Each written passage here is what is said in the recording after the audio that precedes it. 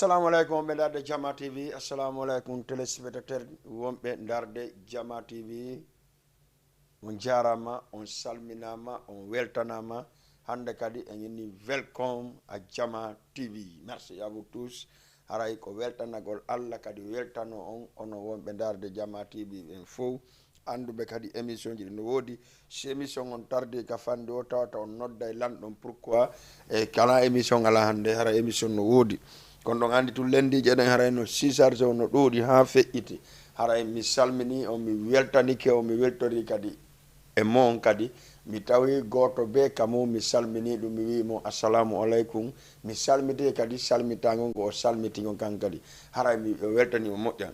ko ɗo salminten kala nenirawo men e babirawo men e bappirawo men e kotirawo men e soɗirawo men e miññiraɓe men e goreɓe men ɓen fof toroɗen allahu lanɗo subahana wa taala on kala mo allah tawi ko satti hoore mum yo allahu lan o ittanmo e hoore jam moƴƴere o continua activité ji makkan kadi e ɗi o faalaɗin ko rewi laawol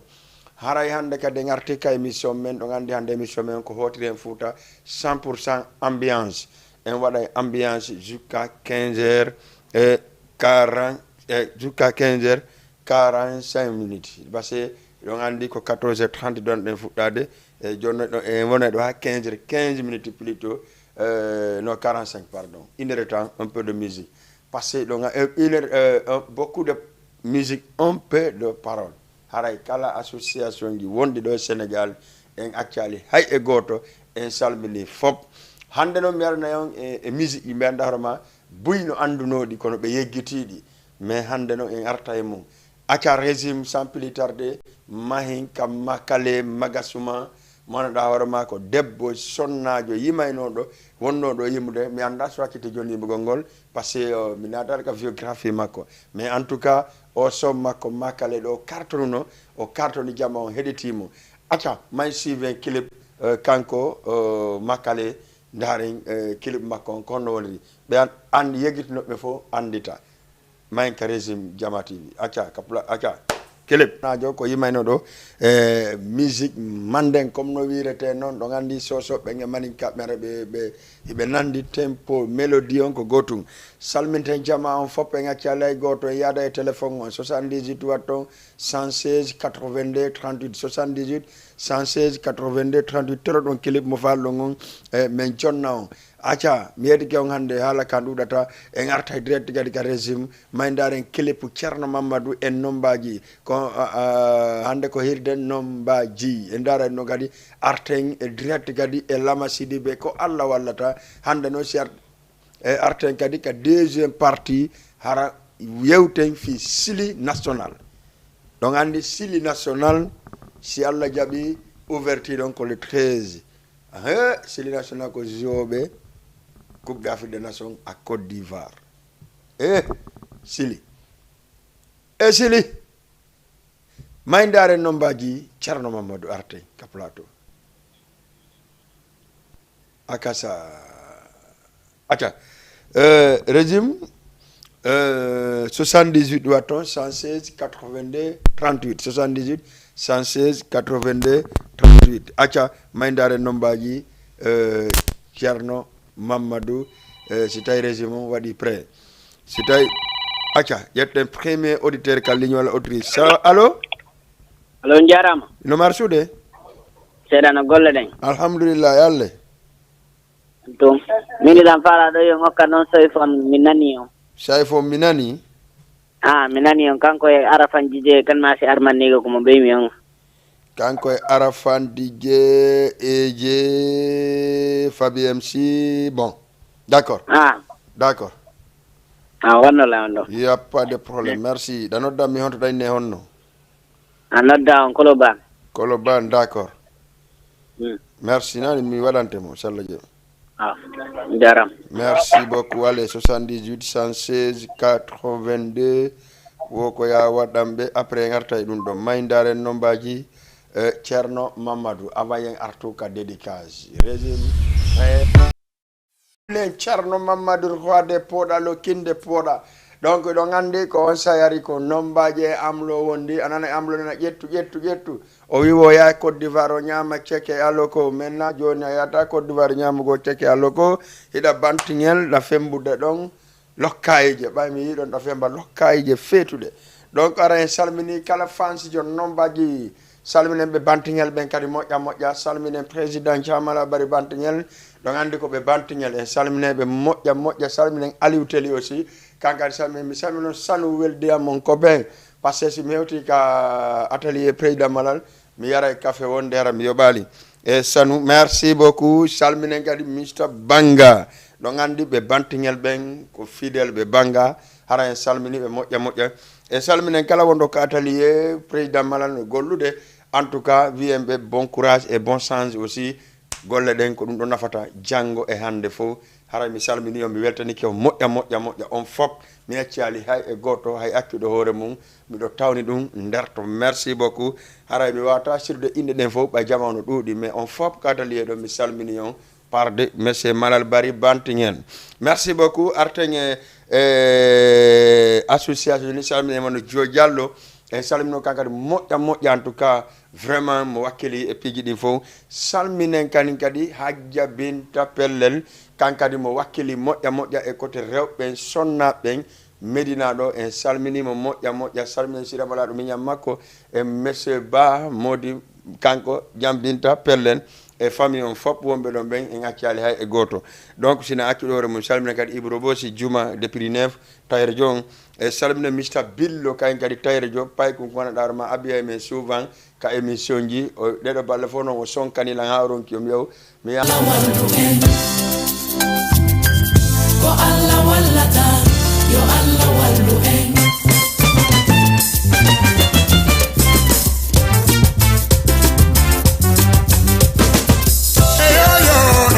combo cadifala tola la marana alla go wallo alla walla yene ko alla walla da bai go tango fa boto alla reina tango fa boto alla walla yen bai go tango fa boto alla sura tango fa boto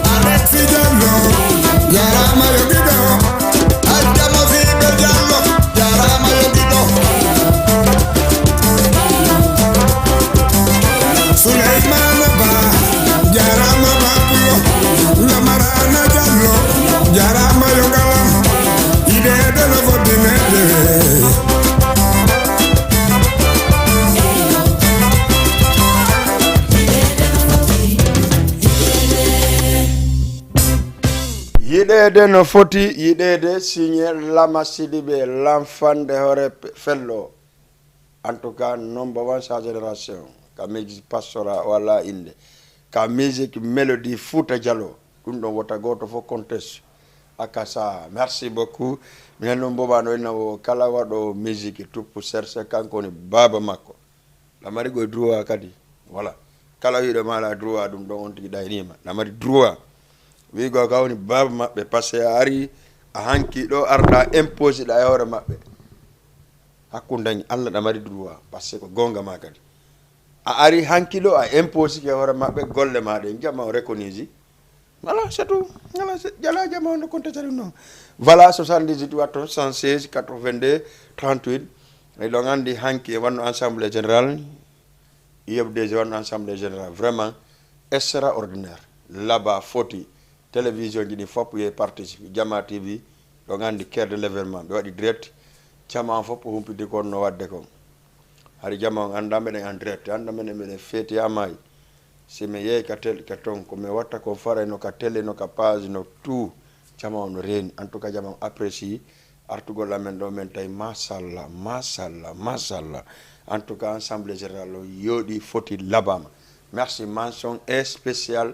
à monsieur Thiamala Bari Bantignel chargé de l'organisation merci beaucoup on weltanama e kala équipe mo wondu ɗon sécurité on kadi chapeau à vous monsieur Karim Silla hoore sécurité on chapeau à toi vraiment salminen fédéral on kadi moƴƴa salminen kalinko aussi o weltanama moƴƴa salminen kala gollunoɗo hanki tawata ko hoore mum gollani pour yo laguine développe acca ƴette goɗɗo kay ligne salamu aleykum merci beaucoup haray ko ɗum woni par ce que gollangol yebdeje na seldale wonɗa gollande ko hoorema par ce que si allahu lan ɗon jaaɓi yebdeje kanko ela selludalen calɗo hetti laamu ngun o fonna e leƴƴi ɗin fop mo kala hetta droit mum on comme discours makko on hanki e hekkidi hanki ko ce même discours ela selludalen kanko kono laguine fottira wona neno goto baba goto acca ɗi leƴƴi o ko soso pullo maninka guerse toma ko ɗum wonno kanko ɗum woni objectif makko on kanko hanki kadi ko ɗum kadi o yewti jama on ɓayde presque kadi ɓaymi waɗimo interview ko ɗum o yewti en tout cas vraiment jama buylandema ko honɗum haade o hoota laguine donc laguine on o fokkiti hotugo teddugal mum o yaa e laguine ɓay ko ton o jeeya ko ton o laamoto teddugal mon 2025 élection voilà ko ɗum date men on jonnanon si tawi Doumbouya respecti awa kono noon a yiɓe ɓe sunni taw dépôt gage on neɓatara fewno ɗo ko firɗum ɗum on régulde taw hara naafi élection acca si ɗon feƴƴi salminen monsieur Mama Salou Leymiro le président l'association l'association d'origine guinéen d'origine guinéen femmes d'origine sénégalo-guinéen voilà l'association de femmes d'origine sénégalo-guinéen monsieur Mama Salou le président Tonone Hadja Binta Pellel merci beaucoup régime en tout cas tu as bien joué merci régime merci beaucoup merci ɗo noon a bettan andi régime an kadi wondare ɗawa famini ka professionnel quoi hein mais pourquoi tu m'as pas dit tu vas faire mais c'est surprise hein allez kala yiwɗo fewno ɗon reeni en tout cas entre selludal en callo on ka jooɗete ɗon regardez kanko e Hadja Halimatou Dalen Thiallo ɓen o femme battante hanki mi nanno selluno en non Hadja Halimatou c'est une brave femme akasa min kadi ɓengu am Mariama c'est une brave femme voilà mi sikki madame Ba kadi ɓengu makko c'est une brave monsieur Ba aussi ɓengu makko c'est une brave femme mo kala wiye c'est une brave femme président Malal wi Safiatou c'est une brave femme tout le monde dit hein kere menen ka ɓengu lameni na brave femme akasa voilà regardez fen ɗo ni ɗon direct Jama TV ka émission hoto en Fouta régime on holude on entrée la selludal en diallon hanki no jamma on accueillir mo noon e tout ça croisement Cambouren kanko e Hadji Halimatou Dalen e fédéral men on wonɓe ɗo Alpha Amadou kadi no ɗo comment on dit kanko kadi Serif Diao, donc Aladji Tchulde aussi, beaucoup de personnalités hein, vraiment, fédéralon, Iube Kédougou Ben Kankari, Iube Kédougou Ben Andi Kambekari, vraiment, Béarno Benoti, Joal Fadjou, Béar Benoti, Mbour, Béar Benoti, Kaulak aussi, Béar Benoti, vraiment, Yimbe Kari, et partout, Thiès, ha memanoyma ko jama on andi yebde sana officiel de nartum ala jama do motifi argol akaya dum do moƴƴa regardez bien vraiment c'est extraordinaire menen ko non woni Jama TV si ay a teddini men hunde den tum nambuɗɗi naɓata men ko teddungal men modi ko teddungal men meɗe wadde goɗɗum meɗen faala yawanna men couverture holana men mais yahay men waɗa sans halis mais sa famini an piyo e mako fof ka whatsapp uji waɗata n'importe quoi aɗa sikkude hara whatsapp jiɗi gara ko jamma fof ne heɗat ɗum woɓɓe no waɗi ɓe ala tan darogol jeeɗagol hay whatsapp merci beaucoup merci régime en tout cas mi weltani kema moƴƴa merci bonne continuation aussi jamma yo ndaaro moƴƴa ko feƴƴi hanki kon entre et la cell avec sécurité professionnelle Boubacar woni hoore sécurité on ɗon andi Boubacar Ware merci hankino mi yaali Aliou Roula je ne sais pas si Aliou Roula no lagine si compte haray en salmini jamma fof en weltanike en tout cas régime vraiment moƴƴa ko woni e wadde ɗum ɗo kon comme on dit ela selu dalen hanki o ƴettuno haala vraiment jamma on convaincu kadi ko woni wolde kon si Allah jaɓen arta ɗum ɗon kadi détail par ce que image ɗi fon ɗo si régime gayni montude tun e o balancana on ka télévision wawo darde andon ko honɗum feƴƴito wati ɗon tawa donc salminen Camara Thiaroy ɗo ko discours on ni en arta e ɗum ɗon sallah jaaɓi salminen Camara Thiaroy merci monsieur Diamala Bari Banteñal chargé l'organisation on hanki c'est cela na meɗe weltani o moƴƴa e secrétaire section ji ɗi fop kadi no weltana moƴƴa secrétaire section ji ɗi fop ala accaɗo vraiment ittandema Wakam ha memanoyma Kédougou haray ɓe weltana kamɓe secrétaire section ji ɗi en tout cas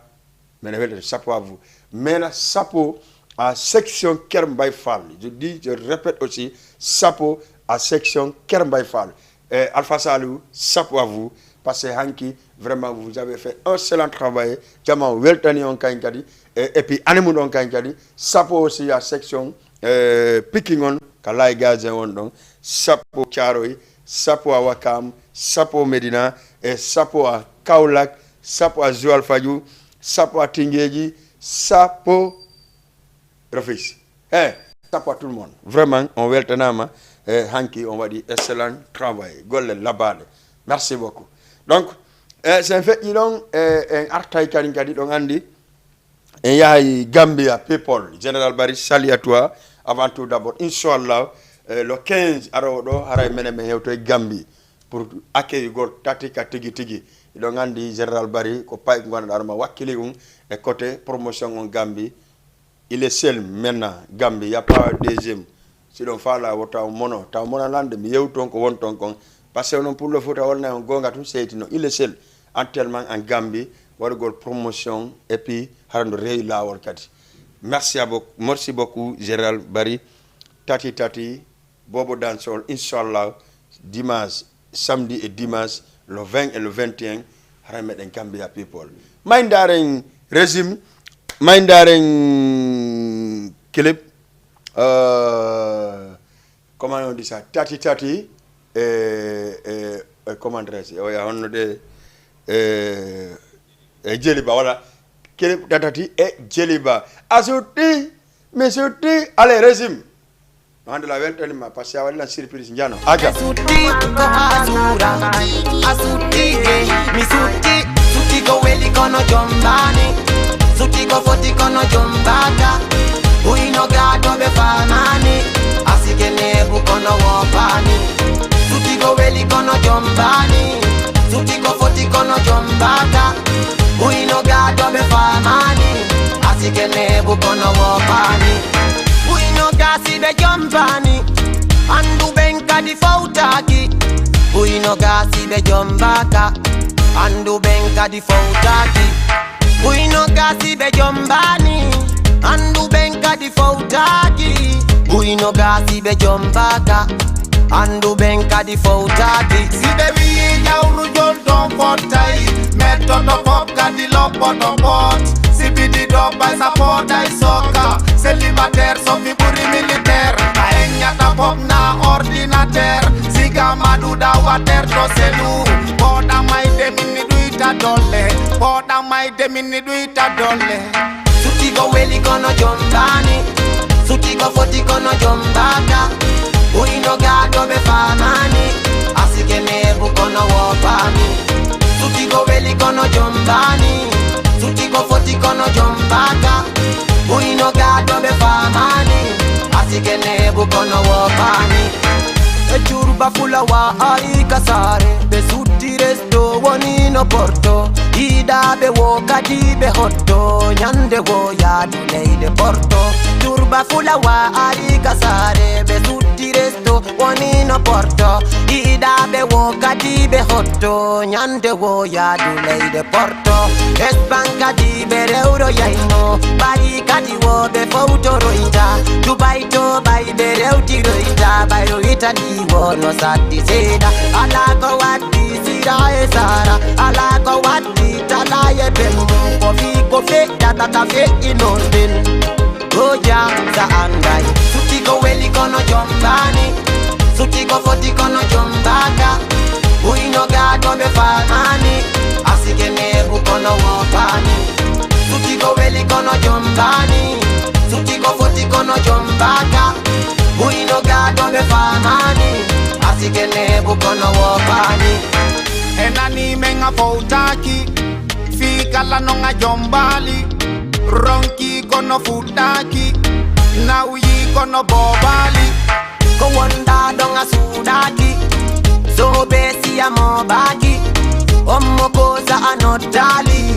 Ommo lamba ya doutali Ommo chindela notali Ommo mamunga doutali Ommo dalaba anotali Ommo pita kali doutali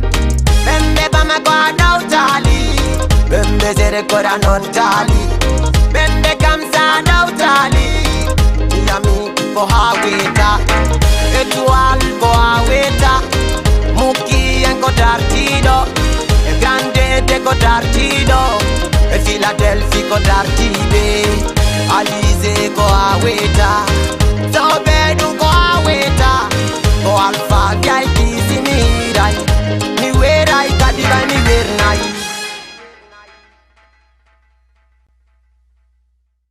ko Europe on ko Gambia o woni arde so arta Sénégal lera salmini be kambe promoteur be foppe ngaccale goto ko do mi woni salminde mon ma salmi kay DG américain wo ko Fodari groupe mabbe on ko Fodari wiete hara salminde moƴƴa mi andini jamma on tun en salmina G Mali salmina Sissa Maria depuis Labé fi ase jogo nono do e Wakam Ngor ko safi jo yimo kay gadi wawdo yimude en salmini wano nafi en dido bon nafi sa e nafi Thiaroy ara en salmini e moƴƴa kambe hodu be ton ka balle be fo en tout cas be wakkilo fi côté musique on hanki be profit ji dim buy andi ko si tumbi anata qualité et quantité ji dim ara en salmini be moƴƴa en yeggitali hay goto jonno en artay uniquement parler kala fala do participe de émission on yewten fi Sili national de Guinée premier match mabbe on contre mabbe e Cameroun ido gan dum don ko wuldi kay régime adana Sili national bambino jabate baydandi fewndo jamano huli ko on waleten mais inchallah invité spécialiste be moddube wano Seydi Mané doyen Thierno Telimine be arabe jodo be yewta Sili national ko retema créa et ko honno créa ko honto be atti jedde coupe ko amical Cabral on be atti nabude on va parler ça inchallah jour mission be jamma on wattangila dum don kadi on va passer Guinée premier mabbe ko 18h de nyande Guinée jota haray nibbali moƴƴa acca régime bambino jabate Sili national jamma écouta acca régime applaudissez très fort Sekou Bambino jabate wo wakile markom biji boy ittande mano on sabe markata biji boy hikka non Sili national no gadi herse hikka ono hitande be sina premier tour ko quart de finale sina premier tour ko quart de finale sina premier tour ko quart de finale hikka non do ganda 8e de finale no wodi hikka ko billa so yalɗo victim de final comme ko rowani kon haɗa ko ɗum won ton andi ton konon e Gambie e Cameroun e Sénégal ɓe accanta on hay kuɗum fotay ko ni ɓe accanta on Gambie ɗum bet mi yiɗa wolde halaji fof Gambie ɗon andi o Gambie sakketi piide sili national ɗo ko ɗum si Gambie woni favori e hoore sili national la ilaha illallah e sili national hakkunde mon ngi Allah onon Gambie no wawi wonde favori e hoore mon wuuri o maya on hersal lum ndaari woɓɓe no seppa Conakry ha yahugol Côte d'Ivoire seppugol fi mon marche en pied jusqu'à Côte d'Ivoire fewn ɗo ni ko heddaniɓe kon ni hande no heddaniɓe presque ɓe wi no heddaniɓe à 100 et quelques kilomètres ɗo ɓe naatu Côte d'Ivoire ɗo ɓe hewtoke capital onon hersal ɗum ɗon fof gaddanta men coupe awa moyen qu'en zone final meɓa komin foofa awaji ko onon e Sénégal joani en final yandi par ce que ko ɗi équipe ɗo yiɗi men mari Sénégal Guinée ɗum na probléme nation joui final piiɗo ɗo wo men maîtrise mene wonɓe gaaɓe joni mbiɗa wawi négocier mene wonɓe gaaɓe mais goɗɗo piyata men min watta ɗum sallahu lan ɗon jaaɓi ɓay sa wattike si Guinée no suuɗi a wattike drapeau a wattike maillot Sénégal hakkude dañi Allah si goɗɗo no sonkane ono kadi on heɓay hakkille si Guinée Sénégal no juuɗe terte maillot mon on kasare ɗo watte maillot maɓɓe o yalto si goɗɗo piyi on ko maillot maɓɓe o watti ɗon haray koye makko aray koye mo woni stratégie a kasa andi bela ko lomde surtout haray komi lomde situation quoi andi jamanu ɗo sikkay ko sama kala noon ha ñande Guinée Sénégal jotamo kay hiya maillot Sénégal tun no watta sikka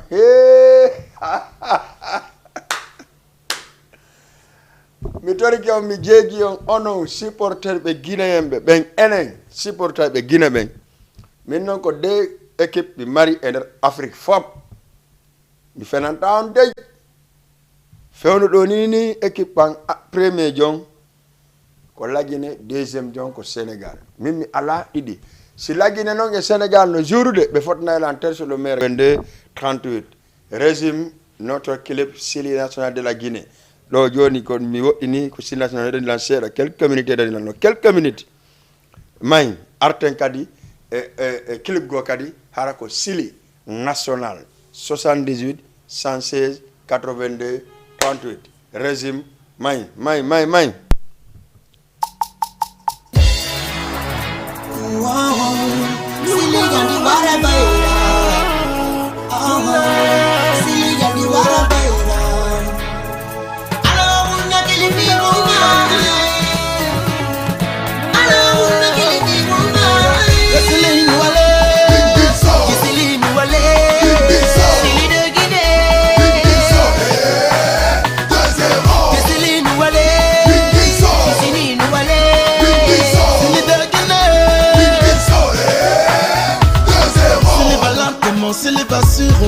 Le rouge et le vert rebondira, râlera tendement. C'est l'immortellement. Mon malheureusement, ma yasema. C'est les mères sur le bari tendement. Traouare nana, déconana. Toujours constant, en éconcole. Tami mon garuma. C'est l'inangenima. Zayat mon garuma. C'est l'inangenima. Mesdames et filles, mesdames et folles, y'a drapeau en jubilé. Timon la main, équipe encore un esseli, et le moyen. Awa marqué, les de Napoléon. Mais allez-y, espoir de toute une nation. Dagu Jama, on faut nous la film à Guinée. Yo, Allah va nous signer. Awa fais-le-moi stade dans son cadre, le tac ou le passant du Hamayo Seko. Yessili nous allez, Yessili nous allez.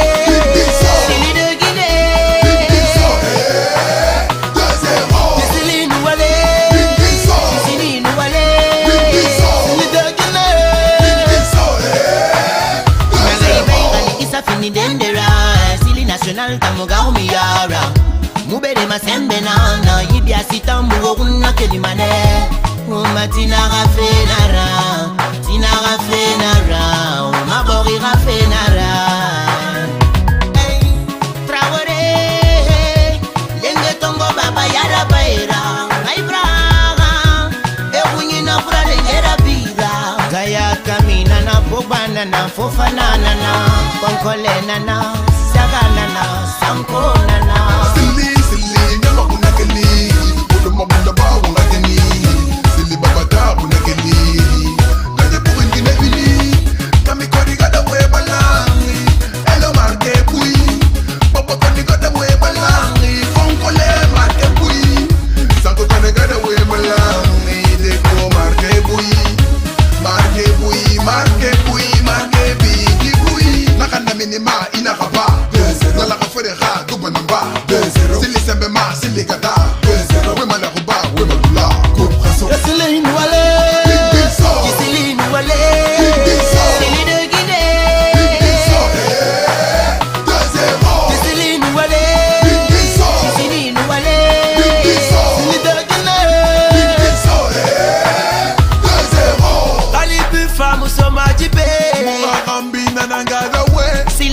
bala ya tumbuso Oni fekele ni fati bimbi so